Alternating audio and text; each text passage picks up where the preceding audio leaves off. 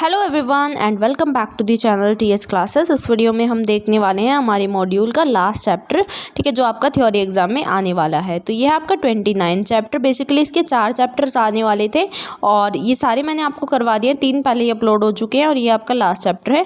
तो इसका नाम है controlling strategies and outgoing calls, यानी कि स्ट्रैटेजीज को कैसे कंट्रोल किया जा सकता है और आउटगोइंग कॉल्स को कैसे हमें मेंटेन करना है। तो ये पूरा हम इस वीडियो में पढ़ने वाले हैं।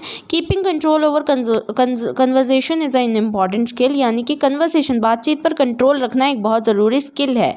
This is required to ensure effective communication and message taking and giving, यानी ये किस लिए ज़रूरी है? इसलिए ज़रूरी है कि कम्युनिकेशन को मेंटेन रखा जा सके और जो मैसेज हमें लेना है या देना है उसको मेंटेन रखा जा सके। अब हम कुछ स्ट्रैटेजीज पढ़ेंगे इस लेसन में जो ये आपकी मदद करेंगे। फिर ऑब्जेक्टिव्स हैं आपके, उसके बाद आपका इंपॉर्टेंट यहाँ से स्टार्ट है कंट्रोलिंग स्ट्रैटेजीज, कैसे आप कंट्रोल कर सकते हैं अपनी स्ट्रैटेजीज को। देखो यहाँ से आता है इस चैप्टर में से, तो ये ज़रूरी चैप्टर है, प्लीज़ इस पर ध्यान दीजिएगा।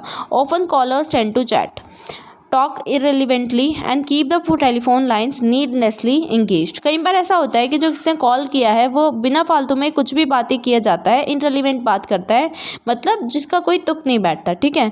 और टेलीफोन लाइन्स को हमेशा इंगेज रखने की कोशिश करता है बिना ही काम के।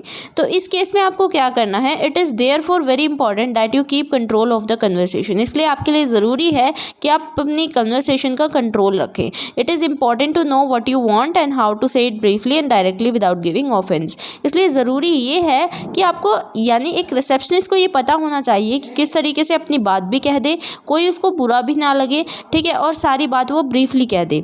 अब कुछ डिफ़िकल्ट सिचुएशन आती हैं जो आप फेस कर सकते हैं। Some of the common problems are listed below, कुछ प्रॉब्लम्स हैं जो आपके लिए नीचे दी गई हैं।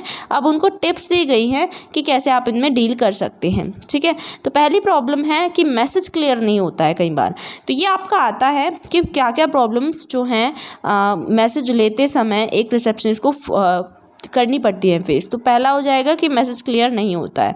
तो often there are disturbing sounds, कुछ कई बार ऐसा होता है कि जब रिसेप्शनिस्ट बात कर रही होती है तो पीछे से जो कॉलर है उसके बैकग्राउंड में से काफ़ी डिस्टर्बिंग से साउंड या नॉइजेस आ रहे होते हैं बैकग्राउंड में। तो इसीलिए क्या होता है कि वो जो रिसेप्शनिस्ट है वो अपने मैसेज को हियर नहीं कर पाती है कि क्या मैसेज उसने मुझे दिया। समटाइम्स पीपल गिव लॉन्ग और डिफ़िकल्ट आंसर, और कई बार ऐसा होता है कि बड़े बड़े आंसर्स दे देते हैं और बड़े लंबे चौड़े और डिफ़िकल्ट से आंसर दे देते हैं। So you have to check whether you really understood the important details. तो आपको ये पता लगाना पड़ेगा कि आपने जो इंपॉर्टेंट डिटेल्स है, मतलब वो किस बारे में उन्होंने कॉल की थी, वो मैसेज जो है वो ज़रूरी आपके लिए है या नहीं है, ये आपको पता लगाना पड़ेगा। तो एग्जाम्पल 1 देखो, मरियम ने कॉल करी है, ठीक है, और उसकी बात हो रही है, मरियम कह रही है well when do people start working Japan. तो मरियम कहती है कि बताओ कि जो जापान है उसमें जो लोग हैं वो कब से वर्क करना कब से स्टार्ट कर देते हैं। तो नकेटेन कहता है most Japanese companies are open from 9 to 5, यानी कि काफ़ी जो ज़्यादातर जो जापानीज़ कंपनीज़ होती हैं वो 9 से 5 तक ओपन रहती है। सम ओपन अर्लियर, कुछ जल्दी हो जाती हैं ओपन और कुछ लेटर, कुछ बाद में होती है। But they don't usually close later than 6, लेकिन ज़्यादातर वो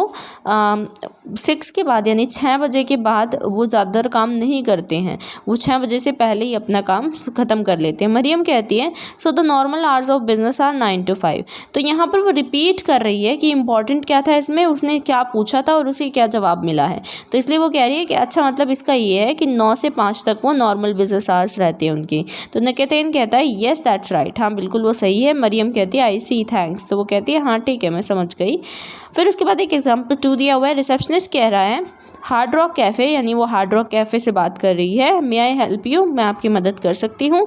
तो काल कहता है yes can I make a reservation for 2 for Saturday the 16th please. तो काल कह रहा है कि मैं एक रिजर्वेशन करवाना चाहता हूँ सैटरडे के लिए और 16th जो तारीख है उसके लिए। तो रिसेप्शनिस्ट कह रहा है सर्टेनली फॉर व्हाट टाइम। तो रिसेप्शनिस्ट कहती है कि किस समय पे, मतलब हाँ हो जाएगी लेकिन किस समय पे। में। तो काल कहता है वेल 5 और half past 5 is still early. तो कहता है कि 5 या 5:30 जो है वो काफ़ी मतलब जल्दी हो जाएगा। 6 माइट बी ऑल राइट, 6 बजे बिल्कुल ठीक रहेगा। Receptionist shall I put it down at 6 then, मतलब वो उससे कंफर्म कर रही है कि इसका मतलब मैं 6 बजे का कर दूँ। तो and could I have your name and telephone number, क्या मैं आपका नाम और टेलीफोन नंबर जान सकती हूँ। तो काल कह रहा है श्योर, मेरा नाम काल मारो है और मेरा टेलीफोन नंबर ये है। ठीक है। Receptionist sorry I didn't catch that, कि मैं समझ नहीं पाई। काल कहता है कि मेरा नंबर ये है। ठीक है, दोबारा वो रिपीट कर रहा है। रिसेप्शनिस्ट ओके मिस्टर मारो। और अब क्या होगा, अब रिसेप्शनिस्ट को वो चीज़ दोहरानी पड़ेगी कि अ table for 2 at 6 on Saturday the 16th will be reserve for you, यानी कि 2 लोगों के लिए 6 बजे की जो टेबल है सैटरडे को वो 16 तारीख की रिजर्व कर दी गई है। तो काल कहता है थैंक यू गुड बाय और रिसेप्शनिस्ट कहती है गुड बाय। तो यहाँ पर इंपॉर्टेंट क्या है, अगर आपको ऐसा लगता है कि मैसेज क्लियर नहीं है, स्टेटेड हर्ड नहीं है, ठीक है, तो आपको दोबारा पूछना पड़ेगा। You have to ask again. यहाँ पर लिखा है कि इसको टैकल कैसे किया जाए अगर मैसेज क्लियर नहीं है, तो you have to ask again and repeat the message. और दोबारा से आपको मैसेज रिपीट करना पड़ेगा and use ways to indicate that you have the right message. और आपको पता लगाना पड़ेगा कि आपने जो सुना वो बिल्कुल सही सुना है। करेक्ट करना पड़ेगा उनको और उनको सही इन्फॉर्मेशन दोबारा देनी पड़ेगी अगर ज़रूरत पड़ती है तो। ठीक है। अब नेक्स्ट प्रॉब्लम मल्टीपल इंक्वायरीज़ की, यानी कई बार ऐसा होता है कि लोग बाग जो फ़ोन करते हैं रिसेप्शनिस्ट को वो काफ़ी ज़्यादा इंक्वायरीज़ कर लेते हैं, मतलब बहुत सारे सवाल करते हैं। तो रिसेप्शनिस्ट जो रिजर्वेशन पे या कैंसिलेशन काउंटर्स पे रहती हैं, जैसे न्यूज़पेपर ऑफिसेस में या हॉस्पिटल्स में, इन सब में, तो इनके पास बहुत सारी डिटेल्स होती हैं सभी हेड्स के बारे में, यानी अलग अलग डिपार्टमेंट की जितनी भी डिटेल्स हैं वो सारी रिसेप्शनिस्ट के पास रहती हैं। जैसे अगर हॉस्पिटल में जाते हैं तो वहाँ पर भी। तो noting down while attending to other task, अब देखो मैसेज नोट डाउन करना और उनके साथ साथ वो बाकी टास्क को भी देखती हैं, जैसे कि गेट पासेस को कलेक्ट करना या ब्रोकर्स को देना, तो ये बहुत डिफ़िकल्ट हो जाता है उनके लिए। अब कॉलर्स को नहीं पता होता है कि क्या क्या प्रॉब्लम्स इन्वॉल्व हैं, मतलब क्या क्या चीज़ें वो पहले से कर रही है। तो कुछ होते हैं कि बहुत जल्दी बोल लेते हैं और कुछ बहुत लेट, बहुत धीरे धीरे बोलते हैं। ठीक है।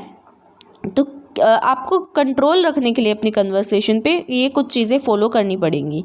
तो अगर कोई बंदा बहुत तेज़ बोल रहा है तो आप बोलेंगे, आज आप उससे स्लो डाउन करने के लिए बोलेंगे। जैसे किस वे में बोलेंगे, could you speak a little more slowly, क्या आप थोड़ा सा धीरे बोल सकते हैं प्लीज़। अगर कोई बंदा बहुत ज़्यादा रिपीट कर रहा है की फैक्ट्स को, मतलब जो चीज़ है उसको दोबारा दोबारा रिपीट कर रहा है, तो आप मतलब की फैक्ट सॉरी ऐसा नहीं है। तो अगर कोई इंसान ऐसा है कि आपको उसकी बात समझ नहीं आई है, तो आप उसके की फैक्ट्स, जो उसकी इंपॉर्टेंट चीज़ें हैं, उसको आप रिपीट करने के लिए कहेंगे। ठीक है। Could you repeat the dates, यानी कि प्लीज़ आप क्या जो डेट्स आपने बताई हैं उनको रिपीट कर सकते हैं, या फिर can I have your name again please, क्या मैं आपका नाम दोबारा पूछ सकती हूँ। ठीक है। अब आपको क्या करना है, अगर कोई इंसान ऐसा है कि उसको नहीं, मतलब आपका उसका ऑर्डर आपको नहीं समझ आया है, तो आप उस जो इन्फॉर्मेशन है वो उससे दोबारा पूछेंगे जो आपको चाहिए, जिस ऑर्डर में चाहिए। जैसे कि आपका फ़्लाइट नंबर क्या है, पहले वो बताइए प्लीज़। ठीक है। उसके बाद आप उसका नाम पूछ सकते हैं, एड्रेस पूछ सकते हैं। तो जिस ऑर्डर में आपको इन्फॉर्मेशन चाहिए उसी ऑर्डर में आपको पूछनी है।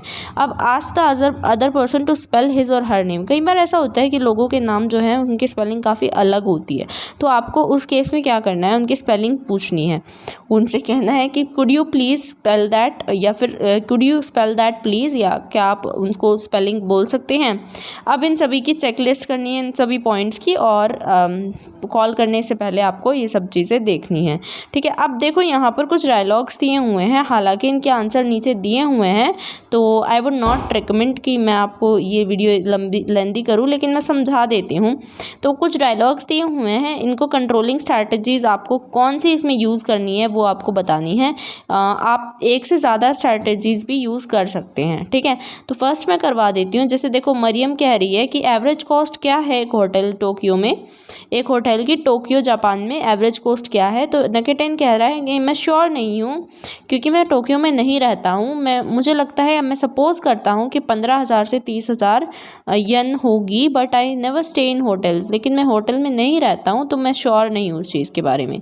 मरियम कह रही है so that's 15,000 yens for a good hotel, मतलब 15,000 येन एक अच्छे होटल के लिए होंगे, है ना।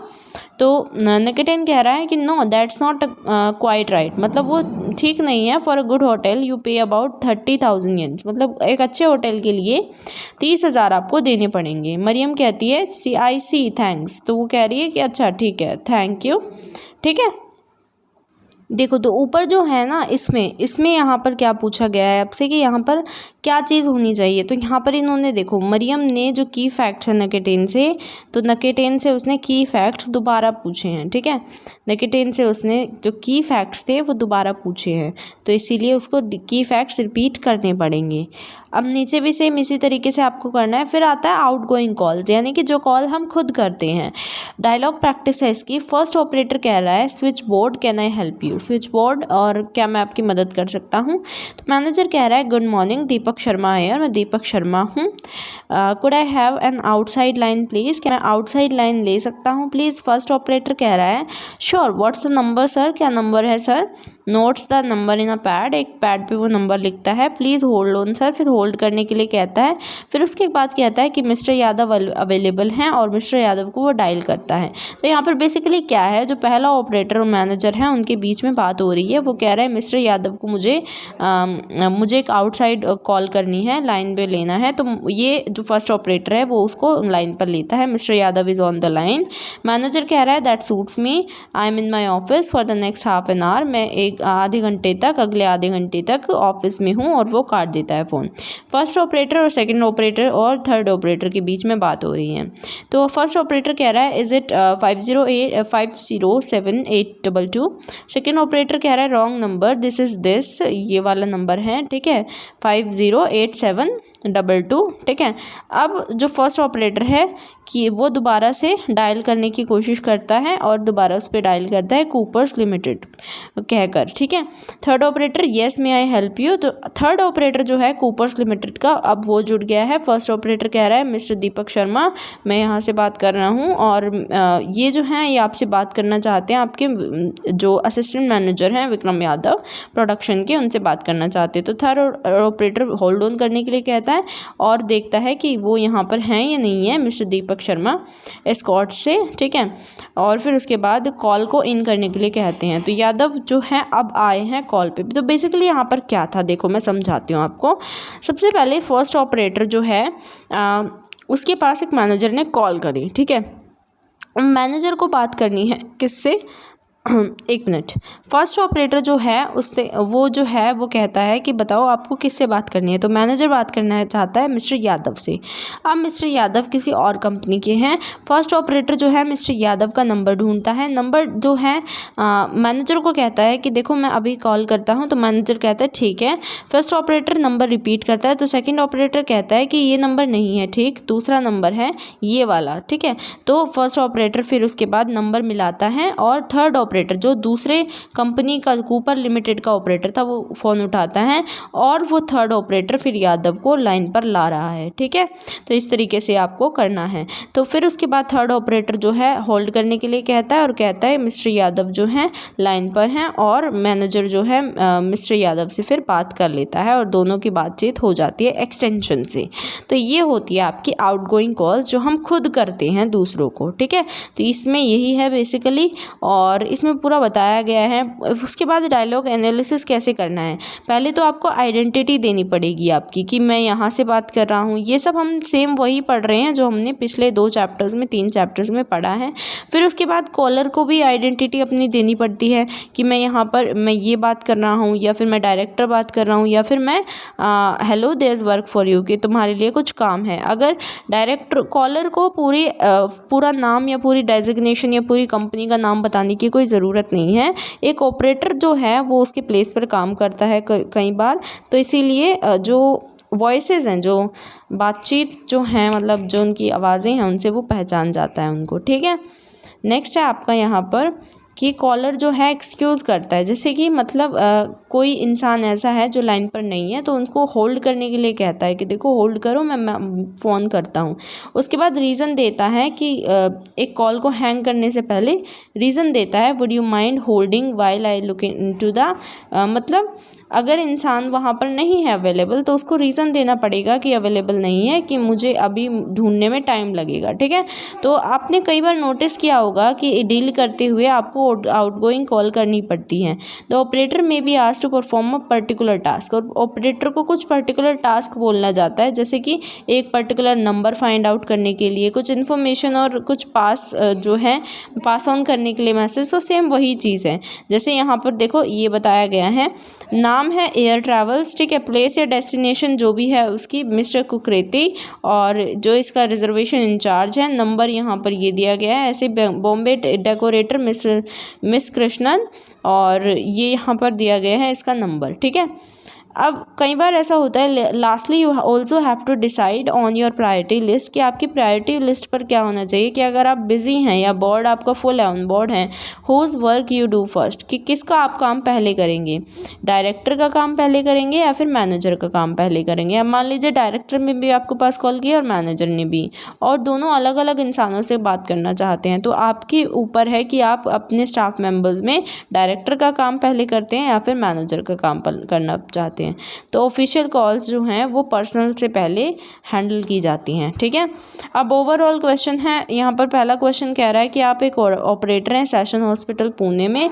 अब हेड जो है प्लास्टिक सर्जरी डिपार्टमेंट का, वो आपको कहता है कि एक फ्रेंड को कॉल करनी है जो कि अभी मैरिड हो रहा है, मतलब शादी हो रही है। एट द सेम टाइम एक कॉल आती है आपको इमरजेंसी से, आप बताओ कि आप किसको पहले अटेंड करोगे। तो इसका आंसर जो है आप बोलोगे कि मैं पहले इमरजेंसी कॉल को अटेंड करूँगा, क्योंकि जो ऑपरेटर है उसका सबसे पहला काम होता है कि वो पहले प्रोफेशनल जो उसके काम है उनको फॉलो करे। ठीक है, ना कि एक जो प्लास्टिक सर्जरी डिपार्टमेंट है वो खुद भी कॉल कर सकता है अपने फ्रेंड को, और अगर बाद में भी करे तो भी चल जाएगा। तो इसके ऊपर आपको एक कन्वर्सेशन प्रिपेयर करनी पड़ेगी। ठीक है, अब देखो जो इसकी कन्वर्सेशन है, ये देखो इस तरीके से आपको लिखना पड़ेगा, the emergency call should be taken first, यानी कि इमरजेंसी कॉल को पहले ही लेना पड़ेगा, और जो डायलॉग है वो आपको खुद ही लिखना पड़ेगा इसमें। इसी तरीके से 2 और क्वेश्चन दिए गए हैं और इनके आंसर्स यहाँ पर आपको दिए गए हैं, तो आपको कोई दिक्कत नहीं आएगी।